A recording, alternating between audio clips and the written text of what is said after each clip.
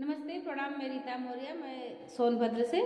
मैं आप लोगों के बीच एक देवी गीत लेकर के आई हूँ। आप लोगों को अच्छा लगे तो हमारी वीडियो को लाइक करिए, चैनल को सब्सक्राइब करिए, फुल वॉच करिए। अच्छा लगे तो कमेंट जरूर करिए।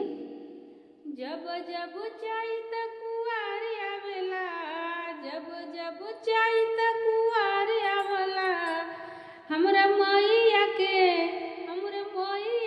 डोलवा दुआर आवेला, हमरे मैया के डोलवा दुआर आवेला।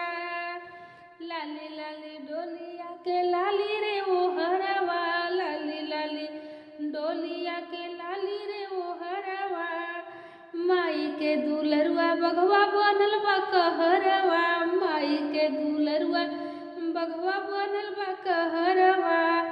लाल लाल झंडा फहरात आवत बा, लाल लाल झंडा फहरात आवला, हमरा मैया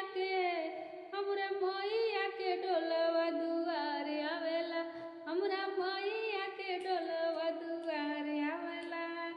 जब जब चाही त कुआर आवेला, जब जब चाही त कुआर आवेला, दुर्गा मैया के सातो मैया के डोलवा दुआर आवेला, सातो मैया के डोलवा दुआर आवेला।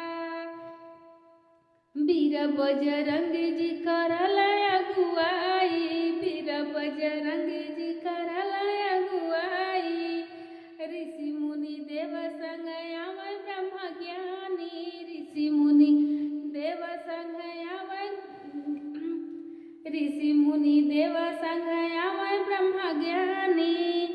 नारद जी का बीड़ावा बजत आवेला, नारद जी का बीड़ावा बजत आवेला, हमरा मैया के डोलवा दुआर आवेला, हमरा मैया के डोलवा दुआर आवेला। जब जब चाही त कुआर आवेला, जब जब चाही त कुआर आवेला, हमरा मैया के डोलवा दुआर आवेला, हमरा मैया के डोलवा दुआर आवेला। चवर डोलावत आवेला गड़ राजा, चवर डोलावत आवेला गड़ राजा, आवे गड़ राजा हो आवे गड़ राजा।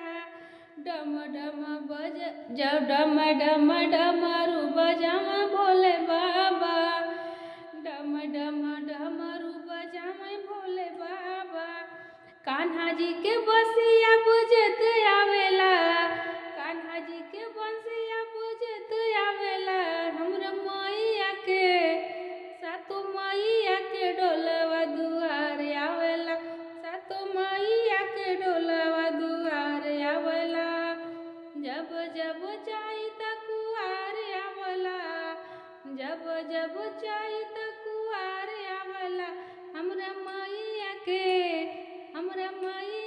डोलवा दुआर आवेला, हमरा मैया के डोलवा दुआर आवेला।